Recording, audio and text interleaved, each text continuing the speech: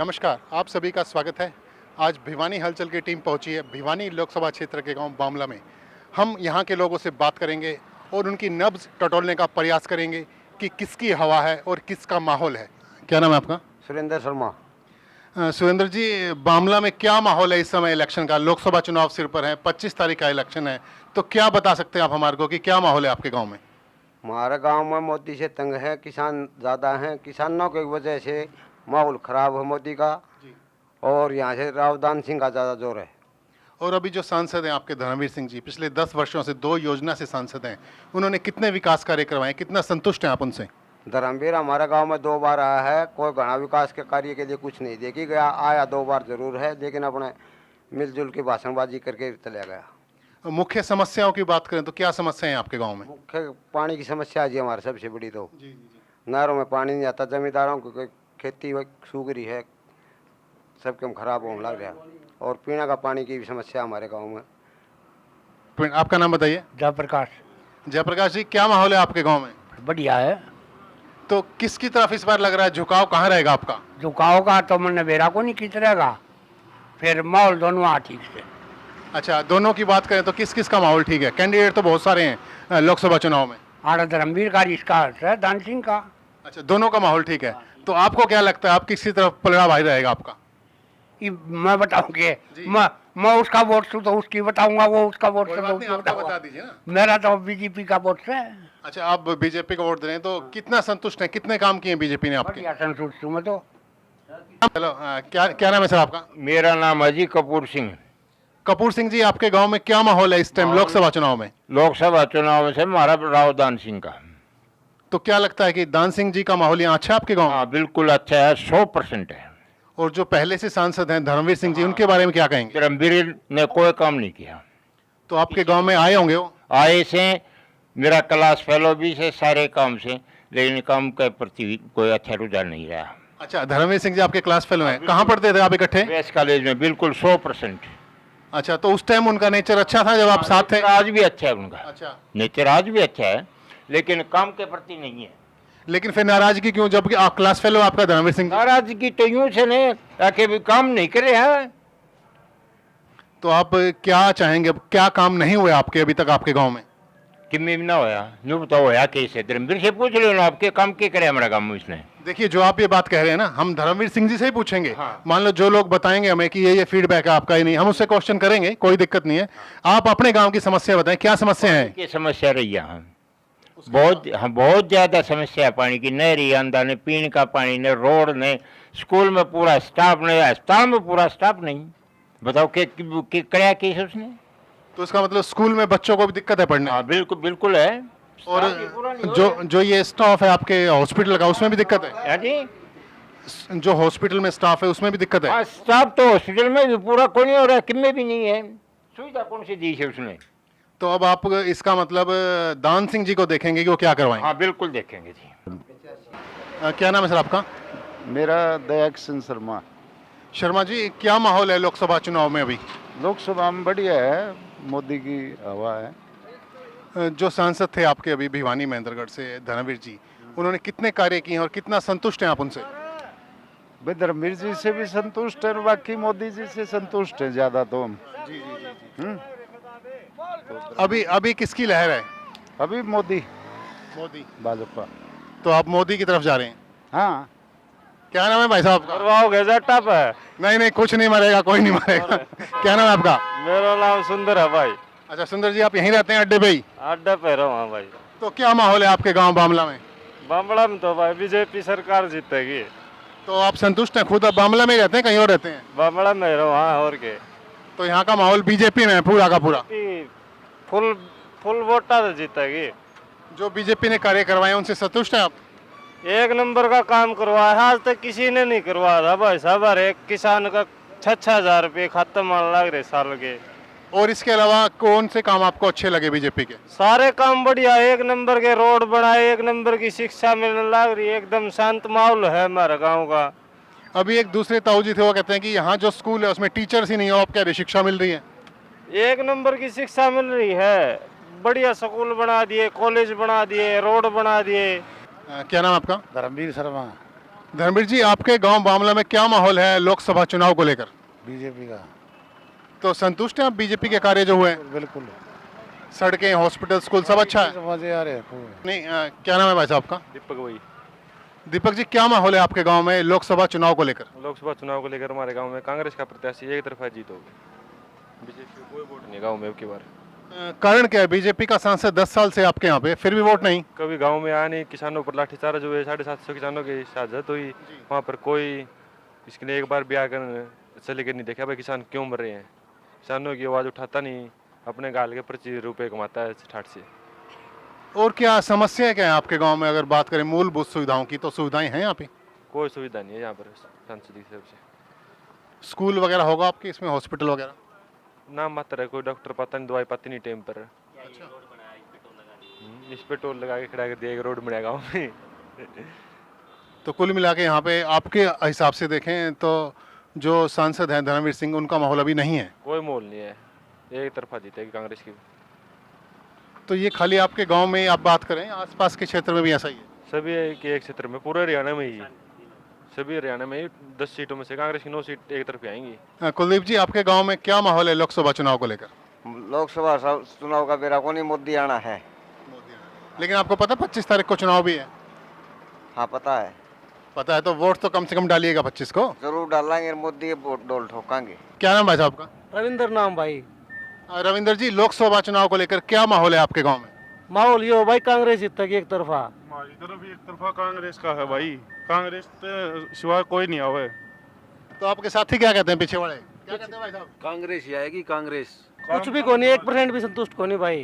काम नहीं करवाया 1% भी। बीजेपी ने देश का नाश कर दिया भाई। कांग्रेस आओगी, काम करेगी। कांग्रेस बढ़िया सरकार है भाई। वोट लेने होना तब तो आ जाते हैं भाई गांव में, बाकी नहीं आते एक बार भी।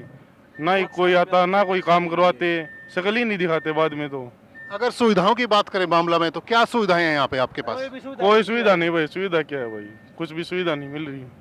तो काफी नाराजगी आप लोगों में, क्योंकि आपके सांसद पहुंचते ही नहीं और कोई काम नहीं करवाया आपके हिसाब से? 1% भी काम आते ही नहीं नहीं। करवाते भाई। 1% काम कैसा होता है वो भी नहीं करवाया।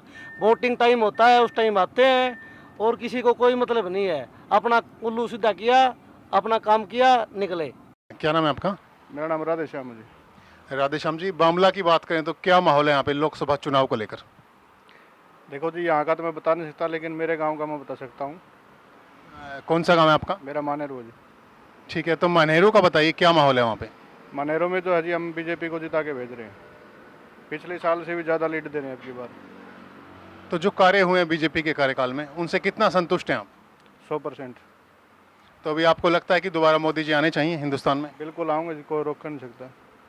काम ऐसे कर रखे हैं देश के लिए, और देश के लिए जो चुनेंगे वो अच्छा ही चुनेंगे। खुद के काम के लिए हमने कोई ऐसा कुछ किया नहीं है। अपना जो काम है वो खुद कर रहे हैं। तो जो गवर्नमेंट की सहूलियत मिलती है उसको ले रहे हैं।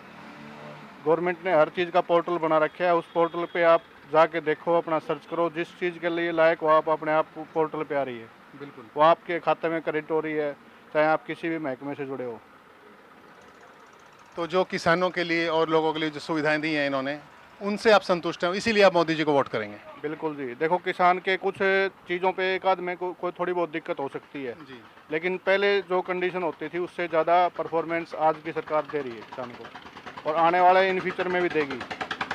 यानी कि 10 सालों में जो सुविधाएं मिली हैं उनको आप बेटर मानते हैं उससे पहले जो सरकारें थी उनसे? बिल्कुल मानते हैं जी, कोई दिक्कत नहीं इसमें। आपका क्या नाम है भाई साहब? मेरा नाम दिनेश है भाई। दिनेश जी, आप तो यहीं बामला से हैं या गांव से कहीं और हैं? मामला सही जी। तो बामला में क्या माहौल है आपका इलेक्शन को लेकर?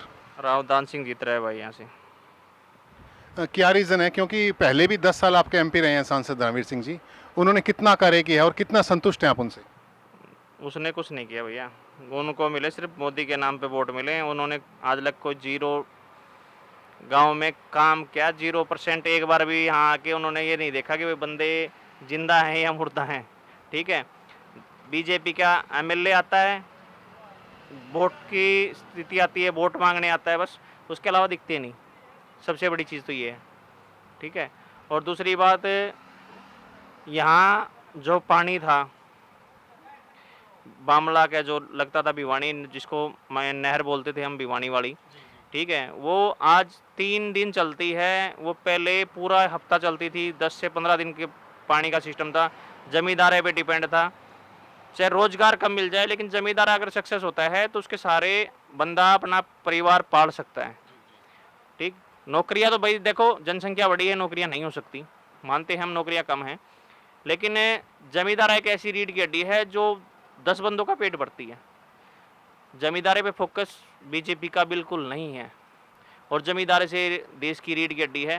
ठीक है, और यहाँ के जो एमएलए लगा लो चाहे सांसद लगा लो, उनका तो 1% भी जमींदारे पे फोकस नहीं है। जबकि बामला की बात करें तो एमपी और एमएलए दोनों ही बीजेपी पार्टी से हैं, बिल्कुल।